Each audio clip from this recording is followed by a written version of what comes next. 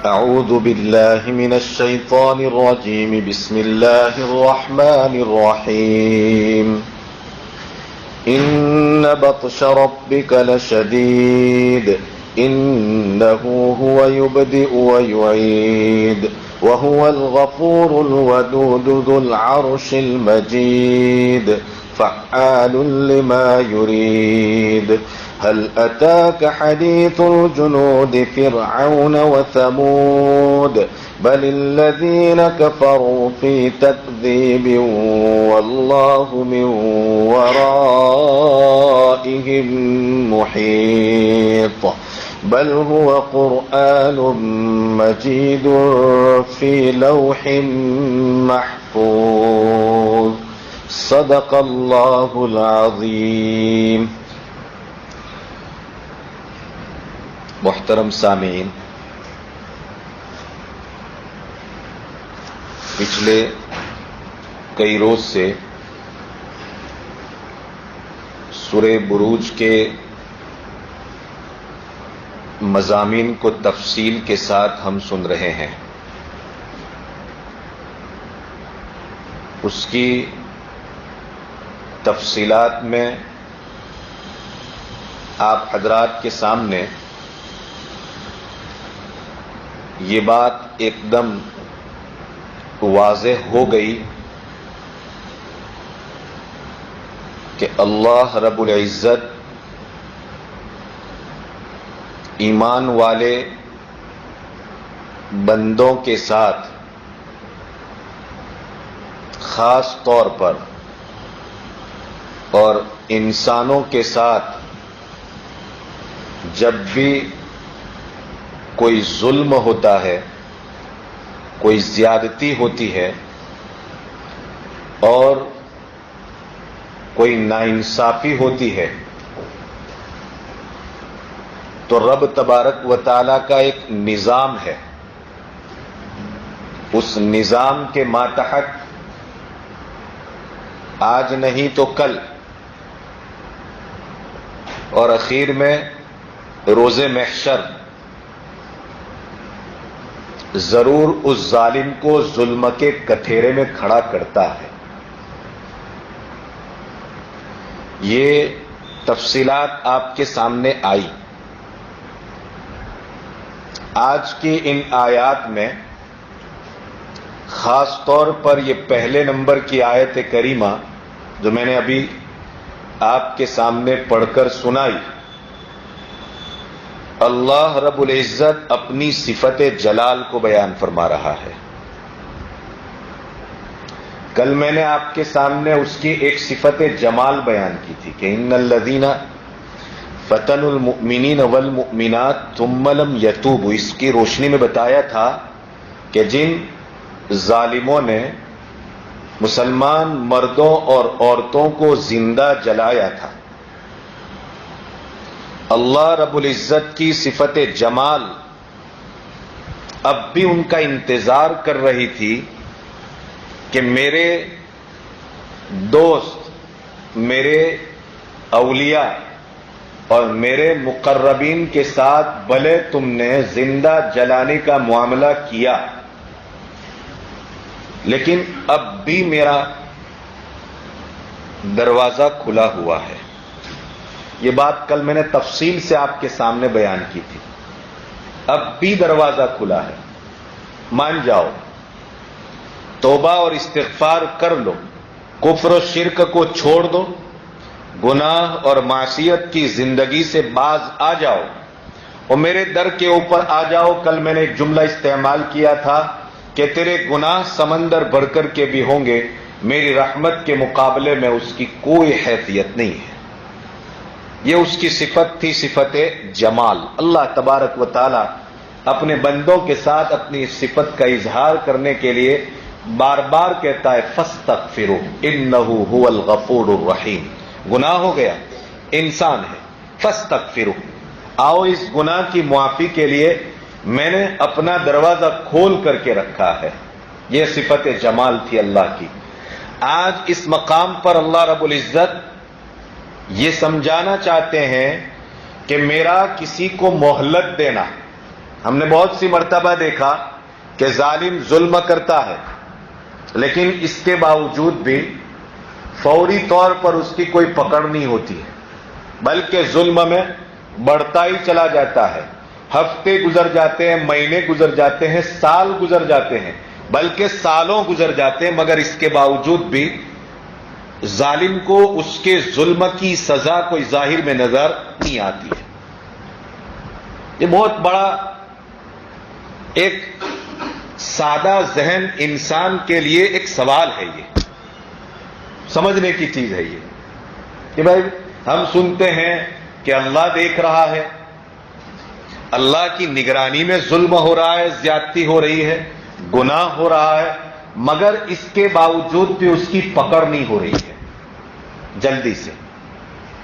یاد رہے اللہ رب العزت کبھی تو اپنے بندوں کی فوری پکڑ کرتا ہے، کبھی تو اپنے بندوں کو کچھ مہینوں یا کچھ سالوں کی مہلت دیتا ہے پھر پکڑ کرتا ہے، اور کبھی تو وہ اپنے بندوں کی پکڑ آخرت میں کرتا ہے۔ اور یہ جو مہلت دی جا رہی ہے اللہ تبارک و تعالی کی طرف سے، یہ مہلت اللہ رب العزت کی مشیت اور چاہت کے مطابق ہے، اللہ کی حکمت کے مطابق ہے، اور اللہ کی حکمت کیا ہے اس کو کوئی نہیں جانتا ہے، کوئی نہیں جانتا ہے۔ پورے طور پر اللہ تبارک و تعالیٰ کی حکمت سے کوئی واقف نہیں، اس کا ہر قدم انتہائی اسٹریٹجیکل ہوا کرتا ہے، حکمت سے لبریز ہوا کرتا ہے۔ کیا ہے اس کی اس معاملے میں اسٹریٹجی؟ نہیں جانتا ہے، کوئی نہیں جانتا ہے، مگر یہ بات طے شدہ ہے کہ جب وہ پکڑ پڑاتا ہے تو پھر دنیا کا کوئی انسان تو کیا، دنیا کی کوئی آبادی تو کیا، اور دنیا کا کوئی ملک تو کیا، بلکہ دنیا کے تمام طاقتور ترین ممالک بھی مل کر کے کسی کو خدا کی پکڑ سے بچانا چاہے تو ہرگز نہیں بچا سکتے۔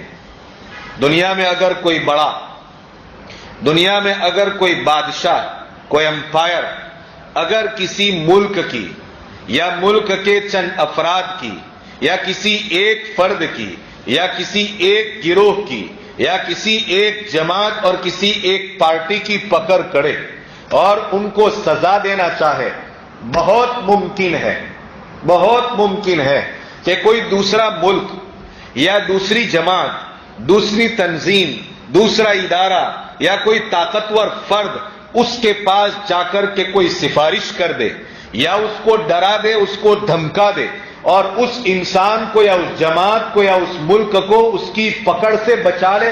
یہ بات دنیا میں بہت ممکن ہے، لیکن اللہ رب العزت اس مقام پر فرماتے ہیں ان بطش ربک لشدید، تیرے پروردگار کی پکڑ انتہائی سخت ہے۔ پوری دنیا مل کر کے اس پکڑ کے مقابلے میں سفارش کرنا چاہے اور کسی کو بچانا چاہے، اگر اللہ اس کی گرفت کرنے کے اوپر آ گیا ہے، پکڑنے کے اوپر آ گیا ہے، تو کوئی اس کو روک نہیں سکتا ہے، کوئی اس کو اس کی پکڑ سے ٹال نہیں سکتا ہے، اس کو ٹلا نہیں سکتا ہے۔ اس بات کو قرآن نے بہت ہی دو ٹوک انداز کے اندر بیان فرمایا، بہت ہی واضح انداز کے اندر بیان فرمایا، اتنے صاف ستھرے انداز میں بیان فرمایا کہ ان بطش ربک لشدید، تیرے پروردگار کی پکڑ انتہائی سخت ہے۔ اگر اس کو معلوم کرنا ہے تو مسلمانوں دنیا کی تاریخ کا مطالعہ کرو، کون سے زمانے میں اللہ رب العزت نے کس کی پکڑ کی ہے، اور اس کا مطالعہ کرنے سے پہلے میں آپ کو دعوت دیتا ہوں، میں آپ کی رہنمائی کرتا ہوں کہ آپ قرآن کا مطالعہ کریں۔ قرآن میں بڑی بڑی طاقتور قوموں کا تذکرہ ہے، بڑی طاقتور قوموں کا، جیسا کہ آگے آنے والی آیت میں ایک جگہ اللہ تبارک و تعالیٰ نے دو قوموں کا ذکر کیا، وہاں میں تھوڑی سی تفصیل آپ کے سامنے انشاءاللہ بیان کروں گا، لیکن قرآن میں بڑی بڑی طاقتور قوموں کا تذکرہ موجود ہے، اور ان کو بہت مہلت دی تھی اللہ تبارک و تعالیٰ نے۔ انہوں نے اپنے وقت کے نبیوں سے، پیغمبروں سے، رسولوں سے اس بات کا مطالبہ کیا تھا کہ اگر تم سچے ہو اپنی بات میں تو اللہ سے کہو نا کہ فوراً ہمارے اوپر عذاب اتار دے، کیوں ہمارے اوپر عذاب نہیں آ جاتا ہے جس عذاب کا تم ہم سے بار بار وعدہ کر رہے ہو، جس عذاب کی تم بار بار دہائی دے رہے ہو؟ اللہ تبارک و تعالیٰ نے کہا کہ بھائی ابھی ذرا ٹھہرو، ابھی تمہارا ظلم انتہا کو پہنچنے دو، اس لیے کہ تمہاری پکڑ چھوٹی موٹی نہیں کرنی ہے، تمہارا وجود اس دنیا کی ہستی سے مٹا کر کے رکھ دینا ہے۔ یاد رکھو، خدا کبھی معمولی غلطیوں کے اوپر بہت بڑی بھرکم سزائیں نہیں دیتا ہے۔ یہ انسان ایسا کرتا ہے کہ چھوٹی سی بھول اور سزا بہت لمبی، اس لیے کہ اس کے پاس حکمت نہیں ہے انسانوں کے پاس۔ لیکن اللہ تبارک و تعالی بڑا حکیم ہے، بڑی حکمتوں کا مالک ہے۔ کبھی چھوٹے چھوٹے جرائم اور کرائم کے اوپر کوئی بڑی بڑی سزائیں نہیں دیتا ہے، بلکہ وہاں بڑی بڑی سزاؤں کے لیے بڑے بڑے کرائم، بڑے بڑے جرائم، rare of the rare cases بنائے جاتے ہیں، اور پھر اس کے بعد اللہ تبارک و تعالی اپنی پکڑ، اپنی گرفت اس قوم کے اوپر یا اس فرد کے اوپر لاتے ہیں، اور پھر ایسی پکڑ کرتے ہیں کہ رب تبارک و تعالی پھر دنیا سے ان کا نام و نشان مٹا دیتے ہیں۔ باقی رہتا ہے تو صرف اتنا تذکرہ کہ یہ تھے، اور اللہ تبارک و تعالی نے دنیا سے ان کا کام تمام کر کے رکھ دیا۔ دیکھو قرآن میں اس کے تذکرے جا بجا آپ کو ملیں گے، بھرپور ملیں گے۔ اور کیوں پڑھنے ہیں؟ تاکہ ہم بھی کہیں کسی کے اوپر ظلم نہ کر بیٹھیں، اس لیے پڑھنے ہیں۔ مزہ لینے کے لیے تو ہے ہی ہے، قرآن پڑھنے میں لطف تو آتا ہی ہے، کون کہتا ہے لطف نہ آوے؟ قرآن ویسے بھی لطف لے کر پڑھنے کی چیز ہے۔ افسانے میں نے بتایا تھا آپ کو، بہت پڑھتے ہیں ہم، بہت سی ناولیں پڑھتے ہیں، اور بڑے بڑے اسکالر اور بڑے بڑے رائٹر کی لکھی ہوئی ناولیں کہ جن کو اس کے اوپر بڑے بڑے ایوارڈ ملے ہیں۔ لیکن جیسا کہ میں نے اس دن بھی آپ سے بات کہی تھی، اکثر و بیشتر ان افسانوں میں جھوٹ ہوا کرتا ہے، جہاں ریئلٹی اور حقیقت نام کی کوئی بہت کم چیزیں نظر آتی ہے، لیکن اس میں بھی انسان کو لطف آتا ہے۔ ہائی میرے پروردگار کی یہ کتاب محمد رسول اللہ صلی اللہ علیہ وسلم کے اوپر نازل ہوئی، جہاں حقیقت کے علاوہ کچھ بھی نہیں ہے، بس حقیقت ہی حقیقت۔ اسے پڑھنے میں پھر کیوں لطف نہ آوے انسان کو، کیوں مزہ نہ آوے پھر اس کو پڑھنے میں انسان کو؟ اسے پڑھیں اور اس سے عبرت لیں، زندگی گزاریں، اور پھر زندگی کو پر لطف بنائیے، زندگی کو پرسکون بنائیے۔ صبح سے لے کر کے شام تک کی میری اور آپ کی یہ دور بھاگ، دکان، تجارت، لاڑی، گلہ، ملازمت، ڈیوٹی، سب چیز کے پیچھے صرف ایک ہی سیکریٹ، ایک ہی راز، ایک ہی ٹارگیٹ، ایک ہی موٹو ہمارا، ایک ہی مقصد، اور وہ یہ ہے کہ دنیا کی زندگی کو پرسکون زندگی بنا دے ہوئے۔ بس بتائیے اور کچھ ہے مقصد؟ کیریئر بنانے کے پیچھے منشا کیا؟ یہی تو منشا ہوا کرتا ہے کہ اللہ رب العزت نے جو یہ چند روزہ زندگی مجھے اور آپ کو عطا فرمائی ہے، 60 70 80 90 100 سال کی زندگی، کس طرح سے اس کو سکون کے ساتھ گزار کر کے جائیں، کس طرح امن کے ساتھ گزار کر کے جائیں، کس طرح ہم اپنی اس زندگی کو پیسفل بنا سکتے ہیں، کس طرح ہم اپنی زندگی کو پرسکون بنا سکتے ہیں، یہ پوری دوڑ بھاگ، کسان کا کھیت میں جانا، ملازم کا ملازمت اور ڈیوٹی کے اوپر جانا، بس سب کا واحد مقصد کیا ہے کہ کس طرح پرسکون زندگی بنائی جائے۔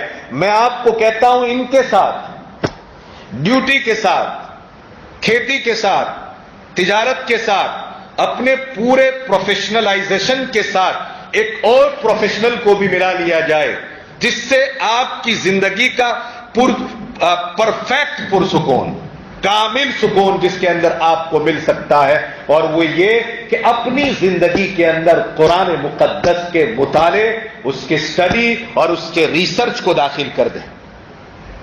دیکھو، پھر میں بہت دعوے کے ساتھ یہ بات کہہ رہا ہوں آپ کے سامنے، تجربے کی روشنی میں کہتا ہوں، ہزاروں غم انسان کے اوپر چھائے ہوئے ہوتے ہیں، کئی روزی روٹی کے مسائل ہے، انسان اپنے بیٹوں سے پریشان، کوئی بیوی سے پریشان ہے، کوئی شوہر سے پریشان ہے، کوئی بیٹی سے پریشان ہے، کوئی دوست اور احباب سے پریشان ہے، کوئی معاشرے اور سوسائٹی کے افراد سے پریشان ہے، جگہ جگہ آپ کو پریشانی نظر آئے گی۔ تجربے کی روشنی میں کہتا ہوں، ہزار پریشانیاں ایک جانب، خدا کا وحدہ لا شریک لہ کا یہ قرآن ایک جانب اگر انسان اپنی زندگی میں اس کو بھی داخل کر دے تو یہ پریشانیاں ایک جانب اور قرآن سے آنے والا لطف ایک جانب. کر کے دیکھیں اس کو. میں یہ بات کہہ رہا تھا آپ سے کہ قرآن نے ایسی قوموں کے تذکرے کیے ہیں. ہمارا حال تو یہ ہے کہ جھک کر کے اگر ایک بالٹی کو اٹھایا جائے، ایک پانی بھری ہوئی ڈول کو اٹھا لیا جائے، یا 25 یا 20 کلو کی ایک بوری کو اٹھا لیا جائے، یا 15 کلو تیل کے ایک ڈبے کو اٹھا لیا جائے تو اسپائن پرابلم. ہماری طاقت کا حال تو یہ ہے. فوراً ہمیں کمر کا پرابلم ہو جاتا ہے اور ڈاکٹر سے ہمیں مشورہ لینا پڑتا ہے. لیکن اللہ تبارک و تعالیٰ نے اتنی طاقتور قوموں کو پیدا کیا جس کا قرآن نے ذکر فرمایا ہے کہ وَتَنْحِتُونَ مِنَ الْجِبَالِ بُيُوتًا. اتنی طاقتور قومیں تھی کہ پہاڑ کو اپنے ہاتھ سے تراشتی تھی، اپنے ہاتھ سے، اور اپنے ہاتھ سے تراش کر کے ان پہاڑوں میں بلند و بالا محلات انہوں نے بنائے تھے. آج بھی آپ چلے جائیں مصر کے ارہمن کو دیکھیں، اور مصر میں جا کر کے آپ دیکھیں، آپ ملک شام کی وہ سعودی عربیہ اور ملک شام کے درمیان کی سڑکوں کو یا وہاں کے راستوں کے اوپر آپ گزریں گے تو آپ کو وہاں پر بڑے بڑے کھنڈرات نظر آئیں گے. وہاں پر بہت سارے آثار قدیمہ آپ کو ہیریٹیج ایریے نظر آئیں گے جو اس بات کی شہادت دے رہے ہیں کہ نن سائنٹیفک دور کے اندر ٹیکنالوجی کا دور نہیں تھا، مگر آج سے 1000 2000 3000 4000 سال پہلے پہاڑ تراش کر کے ان قوموں نے اتنے عالیشان محلات بنائے تھے. مگر ان ربک ان بطش ربک لشدید، قوموں نے جب نافرمانی کی، ناشکری کی، خدا کا انکار کیا، اس کی خدائی میں دوسروں کو شریک کیا اور خدا کے ماننے والوں کے اوپر ظلم کیا، تو اللہ تبارک و تعالیٰ نے اتنی طاقتور قوموں کے نام و نشان تک کو مٹا کر کے رکھ دیا.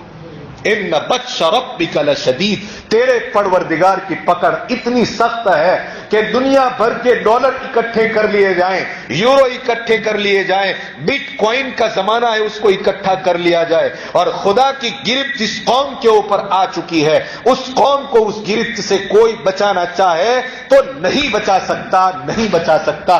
قرآن نے اس آیت کریمہ میں یہ پیغام بتلایا، ان بطش ربک لشدید. ظالموں ظلم کرتے ہوئے اور ظلم کرنے سے پہلے ذرا ماضی اور پاسٹ کی داستانوں کا ایک ورق بھی اٹھا کر کے ذرا دیکھ لیجئے تاکہ ظلم کرنے سے پہلے تمہیں ظلم کرنا چاہیے یا نہیں کرنا چاہیے اس بات کا اندازہ آ جائے. ان بطش ربک لشدید. دنیا کی قوموں کا ایک اعتراض یہ بھی ہے کہ بھائی مر جائیں گے. ظالم یہ سمجھتا ہے کہ ہم مر جائیں گے، مٹی میں چلے جائیں گے، یا ہم کو جلا کر کے ہماری راکھ کو ہواؤں کی نظر کر دیا جائے گا، یا ہماری راکھوں کو سمندروں اور دریا کے حوالے کر دیا جائے گا ہماری ہستی کو، پھر ہمیں کون پوچھنے والا ہے. خدا نے اس حقیقت کو اگلی آیت کے اندر بیان فرمایا، انہ ھو یبدئ ویعید. سنو، مت بھولو اس کی کاریگری کو.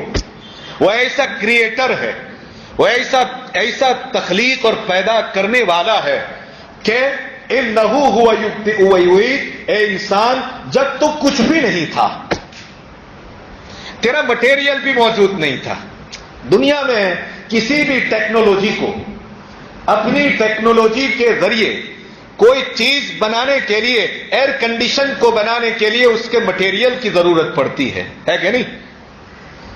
یہ مسجد بنائی گئی، اس کے مٹیریل کی ضرورت پڑتی ہے.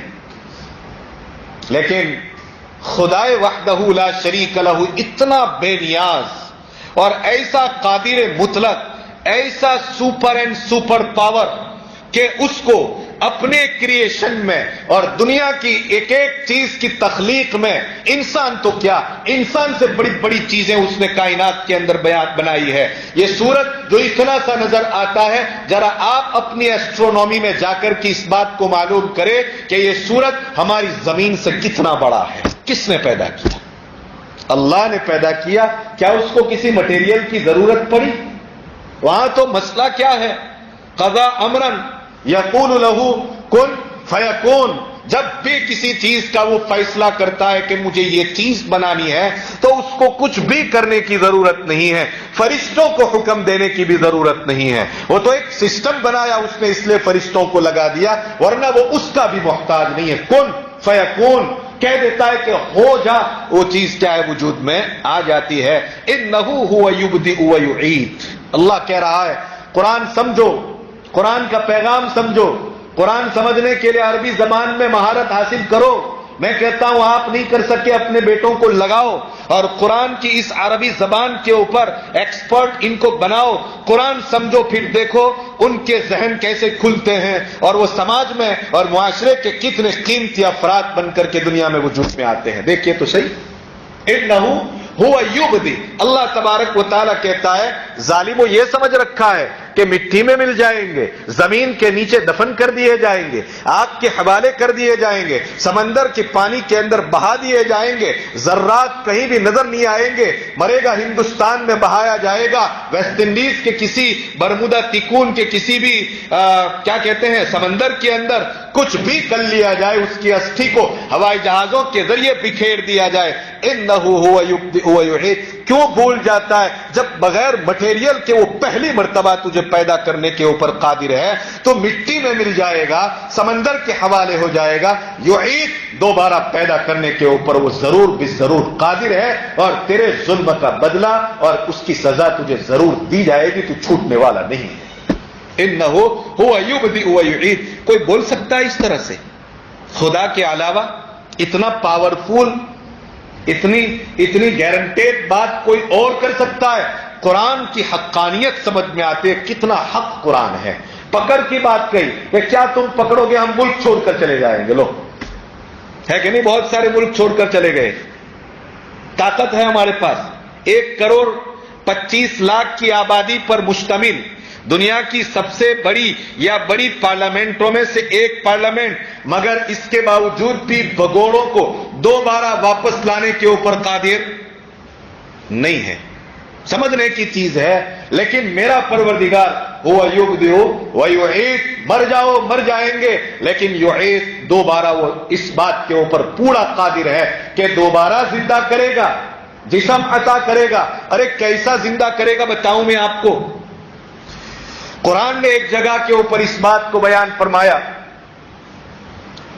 کہ جب انسان کی چمڑی جہنم کی آگ میں جلس کر کے خاکستر ہو جائے گی تو اللہ تبارک و تعالیٰ اس بات کو بیان فرما رہے ہیں کہ ہم اس کی جگہ کے اوپر بدلناہم جلودا آخر، اس کی جگہ کے اوپر ایک دوسری چمڑی کو فوراً لے آئیں گے۔ دنیا میں پلاسٹک سرجری کے بعد بھی کام بنتا نہیں ہے پورے طور پر۔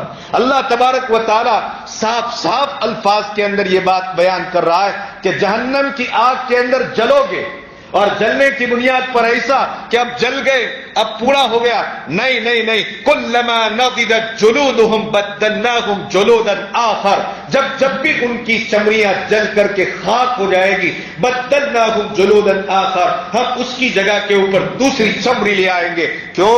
لیذوقوا العذاب، تاکہ عذاب کو وہ چکھے، عذاب کا مزہ چکھے، لیذوقوا العذاب۔ اللہ تبارک و تعالیٰ فرماتے ہیں دنیا میں ہزاروں ایمان والوں کو تم نے جلایا، جیسا کہ میں نے 3-4 قصے آپ کے سامنے بیان کیے، اور اس سے بھی زیادہ قصے ہیں، اور رہتی دنیا تک آنے والا جو بھی اس طرح کا معاملہ کرے گا، یہ آیت کریمہ ان سب کے بارے میں کہہ رہی ہے کہ تم نے دنیا میں جلا دیا اور یہ سمجھ کر کے پاور ہمارے پاس ہے، رولنگ ہمارے پاس ہے، رول ہمارے پاس ہے، لہذا ہماری پکڑ کوئی نہیں کر سکتا ہے۔ اللہ تبارک و تعالیٰ فرماتے ہیں ان بطش ربک لشدید، تمہاری پکڑ کوئی نہیں تو میں ضرور کروں گا۔ کیسے کروں گا؟ اس لیے کہ ابتدا میں بھی میں پیدا کرتا ہوں، دوبارہ بھی میں تم کو پیدا کروں گا۔ انہ هو یبدئ ویعید۔ ایک بات، ایک اور تفسیر اس مقام پر مفسرین نے لکھی ہے، وہ بھی میں آپ کے سامنے بیان کرتا چلوں۔ اللہ تبارک و تعالیٰ فرماتے ہیں ایک تو کبھی وہ ظالموں کو ان کے ظلم کی سزا دنیا میں دیتا ہے، یبدئ ابتدا میں، ویعید، اور آخرت میں دوبارہ بھی وہ سزا دے گا۔ دنیا کی سزا الگ، آخرت کی سزا الگ، جیسا کہ اس سے پہلے خندق کھودنے والوں کے بارے میں آیت آ گئی، کیا ہے کہ لم یتوبوا فلہم عذاب جہنم ولہم عذاب الحریق، دنیا میں بھی ان کے لیے جلنے کا عذاب، گڑھا انہوں نے کھودا تھا اوروں کو جلانے کے لیے، ایمان والوں کو جلانے کے لیے، لیکن ہوا ایسا کہ وہی آگ باہر آ گئی اور انہی کو جلا کر کے رکھ دیا۔ اللہ کہتا ہے یبدی، دنیا میں بھی میں نے تم کو جلایا، وَلَهُمْ عَذَابُ جہنم، اور آخرت میں جہنم کے عذاب میں بھی ان کو دوبارہ جلنا ہی جلنا ہے، وَيُعِيدُ، دوبارہ وہ اس کے اوپر قادر ہے۔ پھر آگے وَهُوَ الْغَفُورُ الْوَدُودُ، اس کی عادت ہے جب دھمکاتا ہے تو پیار بھی کرتا ہے، تربیت کا انداز ہے اللہ رب العزت کا۔ تخلقوا باخلاق اللہ، حدیث پاک میں نبی پاک علیہ الصلوۃ والسلام نے ایک بڑی قیمتی بات بیان فرمائی، تخلقوا باخلاق اللہ، اللہ کے اخلاق تم اختیار کرو۔ اللہ کے اخلاق اختیار کرنے کا کیا مطلب؟ یہی تو مطلب ہے کہ تم بھی کسی کی تربیت کرنے والے ہو۔ باپ کبھی کیا ہوتا ہے جب اس کے مزاج میں بیلنس نہیں ہوتا ہے، ماں باپ کے یا استاد کے مزاج میں بیلنس نہیں ہوتا ہے، کیا ہوتا ہے کہ کبھی ایسا ہوتا ہے کہ صرف اور صرف رحم کا معاملہ، جس کو ہم اپنی زبان میں کہتے ہیں استاد مارتے بھی نہیں اور پڑھاتے بھی نہیں، نقصان بچوں کا کیا ہے، نقصان سر پر بیٹھ جائیں گے، یہاں کندھے پر بیٹھ کر مستی کریں گے، کیوں؟ ہم تو رحم و کرم سے پڑھاتے ہیں، بھائی پڑھاتے نہیں، آپ ان کا نقصان کر رہے ہیں۔ اور دوسرے کہ بچے کو قریب بلایا اور لکڑی کا ڈنڈا یوں ہی ہاتھ میں لو، یہ بھی کیا کر رہے ہیں، یہ بھی بچے کا نقصان کر، ہمیشہ خوف کی زندگی۔ اللہ رب العزت اپنی ایک عادت بیان کر رہا ہے اس مقام پر، اور میری اور آپ کی تربیت کر رہا ہے۔ باپ، اس کی آنکھیں ہمیشہ پیشانی کے اوپر چڑھی رہتی ہے، لڑکا گھر میں آیا نہیں یا بیٹی گھر میں آئی نہیں اور تربیت کے عنوان سے ڈانٹنا شروع کیا، بیٹے میں بھی پھر یہ بات آ جاتی ہے کہ میرے ابو کو تو اب اس کی کیا ہو گئی ہے، عادت ہو گئی ہے، اب نصیحت بھی اثر انداز نہیں ہوتی، کیونکہ ہر وقت ٹوکنا، ہر وقت روکنا۔ سمجھ میں آ رہی ہے بات؟ اللہ کتنا جو ہے تربیت کا جو انداز بیان کر رہا ہے وہ امت کی تربیت کر رہا ہے، اور میں اور آپ اپنے ماتحتوں کی تربیت کر رہے ہیں۔ اللہ نے کہا ان بطش ربک لشدید، پہلے کہا ڈرایا دھمکایا، کیا دیکھنا گڑبڑ کی تو ہماری پکڑ بڑی سخت ہے۔ اب کہہ رہا ہے سنیے، مزہ آ جائے گا، ایمان تازہ ہو جائے گا انشاءاللہ۔ وَهُوَ الْغَفُورُ الْوَدُودُ، وَهُوَ الْغَفُورُ الْوَدُودُ، اللہ رب العزت کہہ رہا ہے، اپنے ہی بارے میں کہہ رہا ہے، بڑی شاندار صفت کا اس نے استعمال فرمایا، کہا اپنی غفلت کی بنیاد پر، اپنی کوتاہی کی بنیاد کے اوپر، اپنی انجام سے ناواقفیت کی بنیاد کے اوپر، اے حضرت انسان، اگر تجھ سے گناہ ہو گیا، کسی کے ساتھ زیادتی ہو گئی، کسی کے اوپر ظلم کر لیا، کسی کا حق دبا لیا، کسی کو برا بھلا کہہ دیا، کسی کو ستایا، کسی کے دل کو ٹھیس اور تکلیف پہنچائی، سن، اب ایسا نہیں کہ دروازے بند ہو گئے ہیں، اب پھر میرے دروازے کھلے ہیں۔ وہ کہہ رہا ہے وَهُوَ الْغَفُورُ، وہ بڑا ہی بخشنے والا ہے، صرف بخشنے والا نہیں بلکہ بڑا بخشنے والا ہے، بڑا بخشنے والا ہے۔ ایک جانب میں تیرے گناہ، ایک جانب میں خدا کی تھاکے مارتی ہوئی بخشش کا سمندر ہے، بخشش ہی بخشش، بخشش ہی بخشش۔ بڑے بڑے گنہگاروں کو اللہ تبارک و تعالیٰ نے بخش دیا، اور آئندہ بھی بڑے بڑے گنہگاروں کو وہ بخش دے گا، بس شرط صرف اتنی ہے کہ ان گنہگاروں کو اس بات کا احساس ہونا چاہیے کہ ہم گنہگار ہیں، اس بات کا احساس ہونا چاہیے۔ اتنے نن سینسیٹیو ہمیں نہیں بننا چاہیے، ہماری سینسیٹیوٹی اتنی تو ہونی چاہیے کہ بھائی ہم کو جو کہا جا رہا ہے وہ برائیاں ہمارے اندر ہیں۔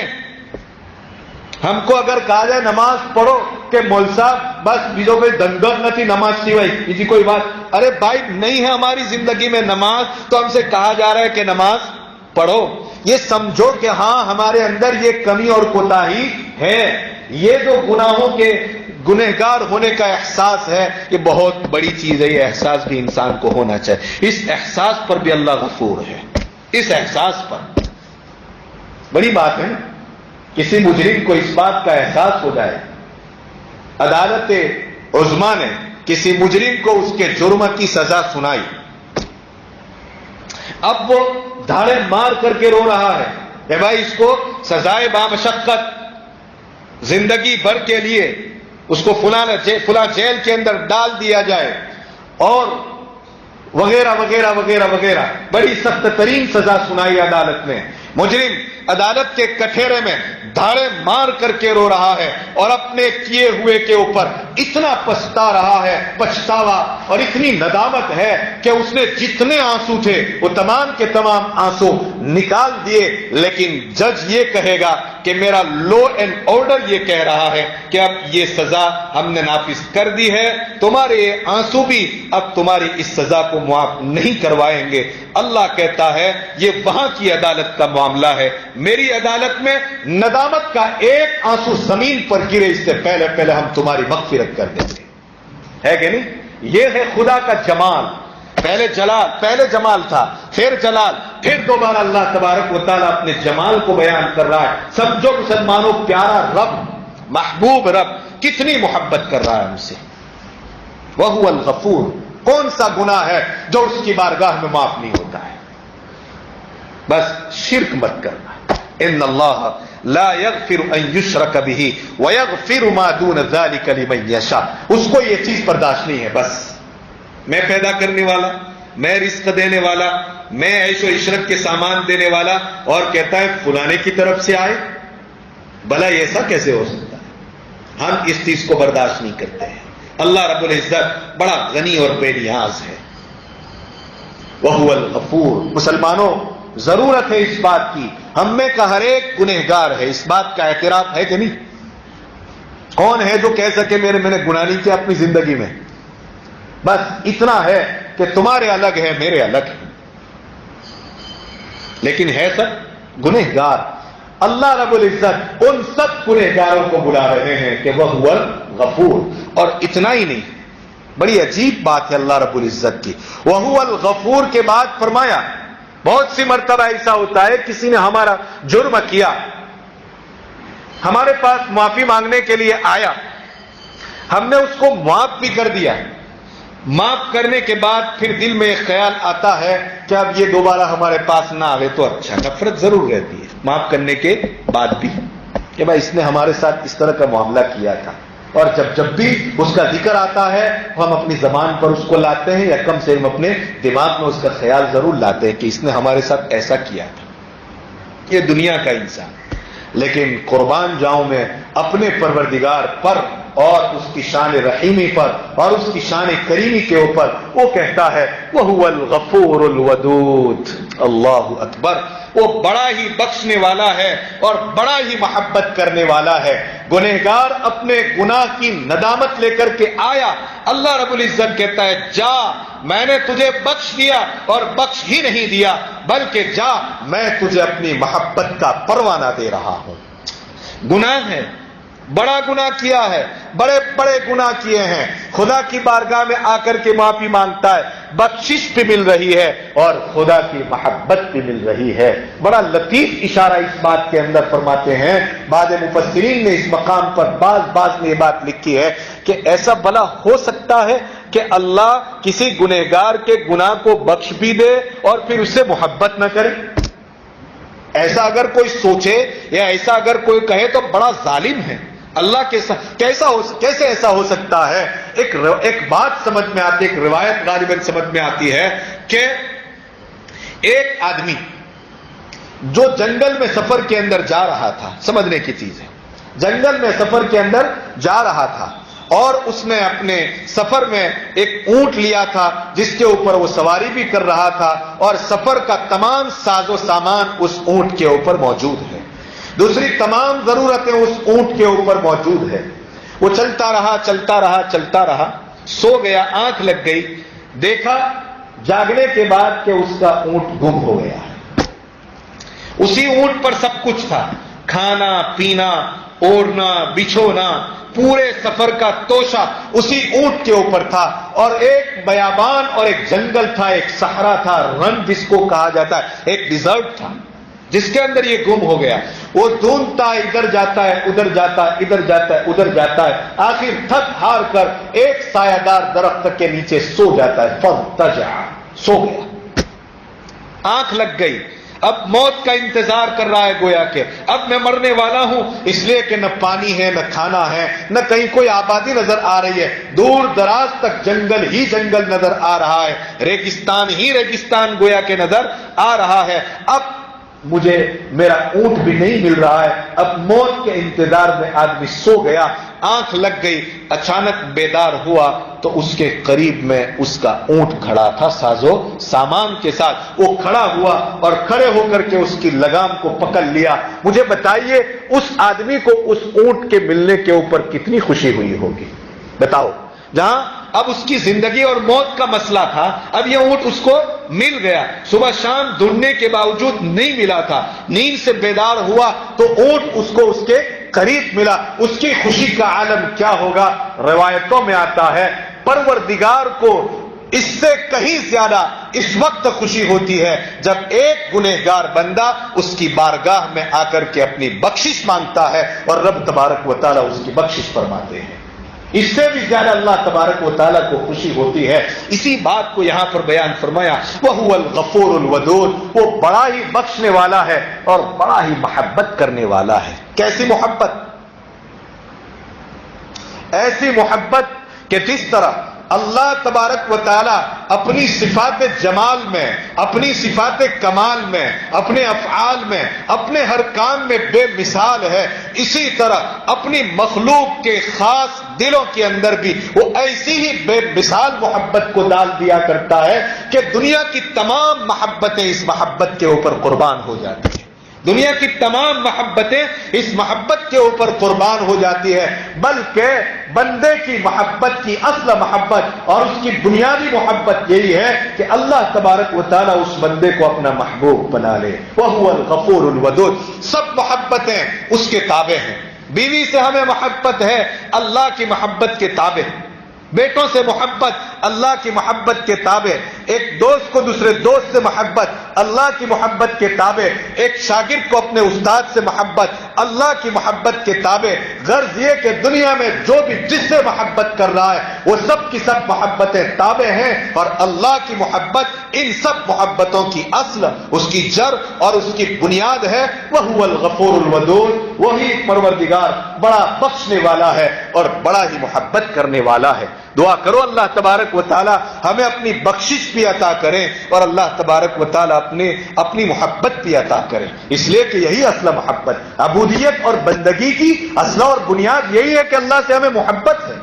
جس کو اللہ سے جتنی محبت ہوتی ہے وہ اللہ کی اتنی ہی بندگی کرتا ہے۔ یہ معیار ہے، یہ معیار ہے اس بات کا کہ ہم کو اللہ سے جتنی محبت ہے اور اللہ کو ہم سے جتنی محبت ہے، بس بندہ اللہ سے اتنا ہی قریب ہوتا ہے۔ سمجھو اگر بندہ اللہ سے دور جا رہا ہے، نماز سے دور، روزے سے دور، زکوٰۃ سے دور، قرآن کی تلاوت سے دور ہے، شریعت سے دور، احکام اور اعمال سے دور، سمجھو کہ اللہ کی محبت سے بھی ہم کیا ہو رہے ہیں؟ دور ہو رہے ہیں۔ یہ معیار ہے، یہ ماپدند ہے سمجھنے کا ہم اللہ سے قریب ہے کہ نہیں ہے۔ اب جتنے قریب ہیں اتنی ہی بندگی، اتنی ہی عبادت، اتنی ہی شریعت، اتنے ہی احکام، اتنے ہی اعمال اور اتنے ہی افعال انسان کیا ہے؟ کرتا چلا جاتا ہے۔ وَهُوَ الْغَفُورُ الْوَدُودُ ذُو الْعَرْشِ الْمَجِيدُ۔ اللہ اکبر، کیا ہے وہ؟ کتنا بڑا، کیوں اتنا بڑا بخشنے والا، اتنی بہت بڑی محبت کرنے والا اور اتنی سخت پکڑ کرنے والا؟ اس وجہ سے کہ وہ عرش کا مالک ہے، بہت بڑا بادشاہ ہے۔ یہ کوئی چھوٹا موٹا بادشاہ، یہ ایسا بادشاہ نہیں کہ 3.5 یا 4.5 سال کے اندر کرسی چھوڑ دینی پڑی۔ ذو العرش، بڑے عرش کا مالک۔ کتنا بڑا عرش؟ موقع نہیں ہے اس کا، کسی موقع پر بیان کریں گے انشاءاللہ۔ ذو العرش المجید، بزرگی والا ہے وہ، بڑی عظمتوں کا مالک ہے، بڑے عرش والا اور بزرگی والے عرش والا بھی ہے۔ یہ عظمت والا پروردگار ہے۔ کیسی عظمت؟ فعال لما یرید، فعال لما یرید، جو چاہتا ہے کر گزرتا ہے۔ ایک بندہ اللہ رب العزت کی بارگاہ میں صرف ایک مرتبہ آئے، ایک مرتبہ بس، ہم روزانہ آتے ہیں اور وہ ایک مرتبہ آئے، ہم روزانہ آوے اور ہمیں اپنی ولایت کا مقام عطا نہ کرے، اور وہ ایک دن آوے اور اس کو اپنا مقرب بندہ اور اپنا نزدیک اور اپنا ولی بنا دے، فعال لما یرید، وہ جو چاہتا ہے کر گزرتا ہے، کوئی اس کے لیے رکاوٹ نہیں بن سکتا۔ دنیا میں تو یہ کہا جاتا ہے بھائی کہ یہ ابھی ایک دن میں آیا اور آپ نے اس کو اتنا اونچا مقام دے دیا، ہم سال ہر سال سے آپ کے ساتھ لگے ہوئے ہیں اور آپ نے ہم کو ایک دم نیچے رکھا۔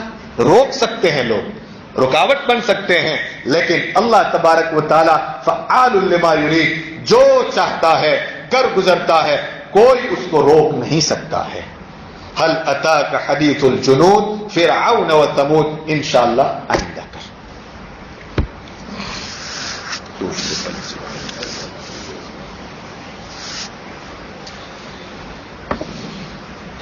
اللهم لك الحمد ولك الشكر وإليك يرجع الأمر كله، اللهم لك الحمد حمدا دائما مع دوامك، ولك الحمد حمدا خالدا مع خلودك، اللهم لك الحمد أنت قيم السماوات والأرض، اللهم لك الحمد أنت فعال لما تريد، اللهم لك الحمد أنت ذو العرش المجيد، اللهم لك الحمد إن بطش ربك لشديد، اللهم لك الحمد أنت الغفور الودود۔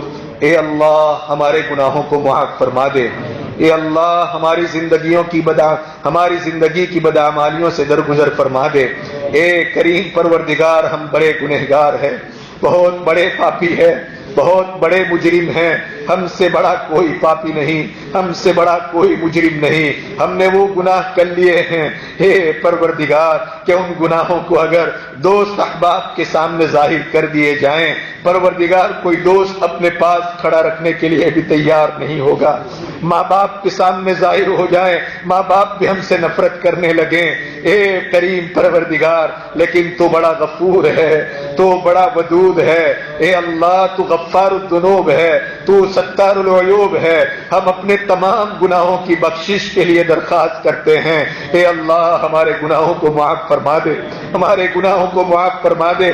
رمضان کی یہ مبارک ساعت تو نے اسی لیے عطا فرمائی کہ اپنے گنہگار بندوں کو معاف کر کے انہیں اپنا مقرب بندہ بنا لیں، اے کریم پروردگار، اے رحیم پروردگار، ہم پر کرم فرما دے، ہم پر رحم فرما دے، رمضان کی ان ساعتوں میں، ان مبارک گھڑیوں میں ہماری بخشش کے فیصلے فرما دے۔ اللہ رمضان میں بھی اگر ہم اپنی بخشش نہ کروا سکیں، اپنی مغفرت نہ کروا سکیں، تو پروردگار پھر وہ کون سا دن آئے گا کہ جس دن ہم اپنی مغفرت کروا سکیں گے۔ اے اللہ رمضان کے پورا ہونے سے پہلے اے اللہ ہماری روحانیت کو طاقتور بنا دے اور ہماری حیوانیت کو کمزور بنا دے، رمضان کے گزرنے سے پہلے ہمیں اپنا مقرب بندہ بنا دیجئے، ہمیں اپنی ولایت عطا فرما دیجئے، اے اللہ اعمال کا ذوق اور شوق پیدا فرما دیجئے، اے اللہ رمضان پورا ہونے سے پہلے تیری قدرت سمجھنے والے بنا دے، تیری قدرت پر یقین کرنے والے بنا دے، اے اللہ تیرے اوپر پختہ ایمان والے بنا دے، اے اللہ ایسا ایمان نصیب فرما دے کہ جس میں شک کی کوئی گنجائش نہ ہو، ریب کی کوئی گنجائش نہ ہو، اے اللہ ذرہ برابر اس ایمان میں تزلزل پیدا نہ ہو، اے اللہ جیسا تو نے اصحاب اخدود کو ایمان عطا فرمایا تھا ایسا ہی ایمان ہم کو بھی نصیب فرما، لیکن درخواست یہ ہے کہ ایسی آزمائش سے ہم کو مت گزارنا، اے ہمارے کریم پروردگار ہم سب کی بخشش اور مغفرت کے فیصلے فرما دے، ہم سب کی مغفرت کے فیصلے فرما دے، ہمارے ماں باپ کی مغفرت فرما دے، بھائی بہنوں کی مغفرت فرما دے، دوست احباب کی مغفرت فرما دے، اے اللہ ہم میں کے ہر ایک کو اے کریم پروردگار تیرا بندہ بنا دے اور تیری بندگی کرنے والا بنا دے، تیرا بندہ بنا دے، تیری بندگی کرنے والے بنا دے، اے اللہ رسول اکرم صلی اللہ علیہ وسلم کی سچی پکی محبت نصیب فرما، اے کریم پروردگار آقا نامدار صلی اللہ علیہ وسلم کی ایک ایک سنت پر اے اللہ دل و جان سے قربان ہونے والے بنا دیجئے، دل و جان سے قربان ہونے والے بنا دیجئے، اے اللہ نبی کا سچا عاشق بنا دیجئے، نبی کی سنتوں کا سچا عاشق بنا دیجئے، دیجئے, نبی کی سیرت کو پڑھنے والے بنا دیجئے, نبی کی دعوت کو لے کر چلنے والے بنا دیجئے, نبی کے پیغام کے ہم کو بھی اللہ پیغام پر بنا دیجئے. اے ہمارے کریم پروردگار, اپنے برگزیدہ بندوں میں ہم سب کو شامل فرما دے, صالحین میں شامل فرما دے. اے اللہ, فتنوں کے دور سے گزر رہے ہیں, ہر آئے دن فتنے آ رہے ہیں اور فتنے اپنی لپیٹ میں لینا چاہتے ہیں. اللہ, اے اللہ, اگر تیری مدد شامل حال نہ ہو تو اے اللہ اس دنیا میں زندگی گزارنا دشوار ہو جائے. پروردگار, فتنوں سے ہم سب کی پوری پوری حفاظت فرما, ہماری حفاظت فرما, دوست احباب کی حفاظت فرما, اپنوں کی حفاظت فرما. اے اللہ, ہر ایک کی حفاظت فرما, ہماری نسلوں کی حفاظت فرما, ہماری نسلوں کی حفاظت فرما. اے اللہ, ہماری بیٹیاں ایمان چھوڑ کر کے جا رہی ہے, ہمارے بیٹے بھی پروردگار کب سے ایمان چھوڑ چکے ہیں. اے اللہ, ظاہر داری پر نظر آ رہے ہیں. اے اللہ, تجھے تیری شان رحیمی کا واسطہ, تجھے تیری شان رحیمی کا واسطہ ہمارے ایمان کی حفاظت فرما دے, ہمارے ایمان کو بچا لے, ہمارے ایمان کو بچا لے. کیا بچا ہے ہمارے پاس؟ کوئی سرمایہ نہیں. یہی ہمارا سب سے بڑا کیپٹل ہے کہ آج ہمارے پاس ایمان کی کوئی چنگاری موجود ہے. اے اللہ, مرتے دم تک ایمان پر قائم رکھ, خاتمہ بالخیر فرما. اے اللہ, تیری ذات پر ایمان ہو, تیرے نبی کی رسالت پر ایمان ہو اور تیری اتاری ہوئی شریعت پر عمل ہو. اے اللہ, زندگی کے آخری لمحے تک کے لیے اس طرح میں سب کو قبول فرما لے, ہم سب کو قبول فرما لے, ہم سب کو قبول فرما لے. اپنی حفاظت میں لے لے, اپنی حفاظت میں لے لے. اے اللہ, یہ بڑا مجمع بیٹھا ہے, بڑے غور سے سن رہا ہے, بڑی محبتوں کے ساتھ سن رہا ہے, تیرے کلام کی نسبت پر بیٹھا ہے. اے اللہ, اس نسبت کی لاج رکھ لے, ان سب کو قبول فرما لے, ان سب کو قبول فرما لے. اے اللہ, وہ کون سا در ہے جس در پر جا کر کے اے اللہ ہم اپنا یہ پیالہ بھکار کا پیش کر سکیں کہ جہاں سے ہمیں بھر دیا جائے. تیرے در کے علاوہ کوئی در نہیں ہے, تیرے در کے علاوہ کوئی در نہیں ہے. جب بھی مانگا تجھ سے مانگا ہے, تو نے کبھی ہم کو محروم نہیں جانے دیا. آج تک تجھ سے مانگ کر کبھی محروم نہیں ہوئے, آج تک تجھ سے مانگ کر کبھی محروم نہیں ہوئے. اللہ, جو مانگا تو نے دیا. عزت مانگی عزت دی, ذلتی سے حفاظت مانگی اللہ تو نے حفاظت دی, مال مانگا تو نے مال دیا, کھانا مانگا تو نے کھانا دیا, اولاد مانگی تو نے اولاد دی. اے پروردگار, ہر کوچے میں گئے بڑی عزت کی نگاہ سے دیکھے گئے, سب کچھ تو نے دیا, سب کچھ تو نے دیا. اے پروردگار, اب ڈر لگتا ہے کہ کہیں یہ چھین نہ لیا جائے. پروردگار, تو نے نعمتیں دی ہے, نعمتوں کی شکر گزاری کی ہم سب کو توفیق نصیب فرما. ناشکری سے نعمتیں چھین لی جاتی ہے, ناشکری سے ہم سب کی پوری پوری حفاظت فرما, پوری پوری حفاظت فرما. اے اللہ, تجھے تیرے قرآن کا واسطہ, تیرے نبی کا واسطہ ہم سب کو اپنی حفاظت میں لے لے, ہم سب کو اپنی حفاظت میں لے لے. اے اللہ, ہم سب کو صحیح سمجھ نصیب فرما. رمضان کی مبارک گھڑیاں ہیں پروردگار, بیہودہ باتوں بیہودہ کاموں میں ضائع کر رہے ہیں. پروردگار, صحیح قدر کی توفیق نصیب فرما, صحیح قدر کی توفیق نصیب فرما. اے اللہ, بیماروں کو شفائے کاملہ عاجلہ مستدرہ نصیب فرما, پریشان حالوں کی پریشانیاں دور فرما دے, مصیبت زدوں کی مصیبتیں ختم فرما دے, مقروضین کے قرضوں کی ادائیگی کی غیب سے شکلیں اور صورتیں پیدا فرما دے, بے نکاحوں کے نکاح کے فیصلے فرما, پریشان حالوں کی پریشانیاں دور فرما, سب کی بے چینیوں کو ختم فرما کر چین و سکون والی زندگی نصیب فرما, اضطراب کو ختم فرما دے, استحکام نصیب فرما دے. اے اللہ, ایمان پر ثابت قدمی عطا فرما دے. اے اللہ, بے اولادوں کو اولاد نصیب فرما, بے اولادوں کو اولاد نصیب فرما. جن کو تو نے اولاد دے رکھی ہے اے اللہ, ان کی اولاد کو پروردگار کو اپنا مطیع اور فرما بردار بنا کر ان کے ماں باپ کا مطیع اور فرما بردار بنا دیجئے. ہماری اولاد کو ہمارے آنکھوں کی ٹھنڈک بنا دیجئے. ہماری ماؤں کو قبول فرما لے, ہماری بہنوں کو قبول فرما لے, ہماری بیٹیوں کو قبول فرما لے.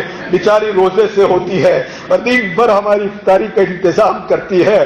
پروردگار, اتنی سخت دھوپ میں, اتنی سخت گرمی میں روزے داروں کی افطار کے لیے اللہ بڑی محنتیں کرتی ہے, کوششیں کرتی ہے. اے اللہ, اگر ان سے کچھ چوک ہو جائے درگزر فرما لے, ان کی محنتوں کو قبول فرما لے. ان کی محنتوں کے صدقے میں ہم تجھ سے اپنے روزوں کی قبولیت مانگتے ہیں. اے اللہ, ہمارے روزوں کو قبول فرما, ہماری تراویح کو قبول فرما, ہماری زکات کو قبول فرما. اے اللہ, ایک دوسرے کو پیار سے دیکھنے والے بنا دے، ایک دوسرے کو محبت سے دیکھنے والے بنا دے، نفرتوں کو ختم فرما دے، عداوتوں کو ختم فرما دے۔ پروردگار اتحاد عطا فرما، اختلاف سے پوری امت کی حفاظت فرما۔ اس ملک میں اے پروردگار امن و امان کی فضاؤں کو قائم فرما دے، امن و امان کی فضاؤں کو قائم فرما دے۔ دعوت کی راہوں کو کھول دیجئے، دعوت کی راہوں کو کھول دیجئے۔ برادران وطن کو بھی صحیح سمجھ نصیب فرما، صحیح سمجھ نصیب فرما۔ اسلام کا بول بالا فرما، اسلام کا بول بالا فرما۔ حرمین شریفین کی حفاظت فرما، حرمین شریفین کو خدا ترس اور تجھ سے ڈرنے والے اے اللہ حکمران میسر اور مقدر فرما، جو تیرے دین کو نافذ کرے، تیرے نبی کی شریعت کو نافذ کرے۔ اے اللہ ایسے حکمرانوں سے اے اللہ اس سرزمین کو پاک اور صاف فرما دے جہاں تیری شریعت کو اے اللہ پسے پشت رکھا جاتا ہو۔ پروردگار ایسے حکمرانوں سے ہر جگہ کو پاک اور صاف فرما دیجئے۔ اے اللہ ہم سب کی بخشش کے فیصلے فرما دیجئے، ہمارے مرحومین کی بال بال مغفرت فرما دیجئے، ہمارے مشائخ اور اکابر جو زندہ ہے اے اللہ ان کی زندگیوں میں برکت نصیب فرما، ان کے علوم اور ان کے فیضان سے ہم سب کو مالا مال فرما۔ اے کریم پروردگار جو تیری آغوش میں آ چکے ہیں اے اللہ ان کی مغفرت فرما کر انہیں کروٹ کروٹ سکون اور چین نصیب فرما دے، ان کے درجات کو بلند فرما دے، اعلیٰ علیین میں جگہ نصیب فرما۔ جب وقت آ پڑے پروردگار تو ہمیں بھی اس مزدے کے ساتھ اپنے پاس بلا لے کہ یا ایتھا النفس المطمئنہ ارجعی الی ربک راضیۃ مرضیہ فادخلی فی عبادی وادخلی جنتی۔ اے اللہ جو مانگا عطا فرما، مانگنے سے رہ گئے وہ بھی عطا فرما، اپنی شان عطا فرما، جناب نبی کریم صلی اللہ علیہ وسلم کے صدقے میں عطا فرما۔ انبیاء، اولیاء، شہداء، صدیقین، صالحین تیرے نیک بندے اور ان کے نیک اعمال کے صدقے میں عطا فرما۔ سب سے بڑی چیز اپنا فضل عطا فرما۔ اے اللہ روزگاروں میں برکتیں نصیب فرما، بے برکتی سے ہم سب کی پوری حفاظت فرما۔ اللہم انا نسألک من خیر ما سألک به نبیک و حبیبک محمد صلی اللہ علیہ وسلم ونعوذ بک من شر ما استعاذک منہ نبیک و حبیبک محمد صلی اللہ علیہ وسلم وانت المستعان وعلیک البلاغ ولا حول ولا قوة الا باللہ العلی العظیم۔ سبحان ربک رب العزة عما یصفون وسلام علی المرسلین والحمد للہ رب العالمین برحمتک یا ارحم الراحمین۔ السلام علیکم ورحمۃ اللہ۔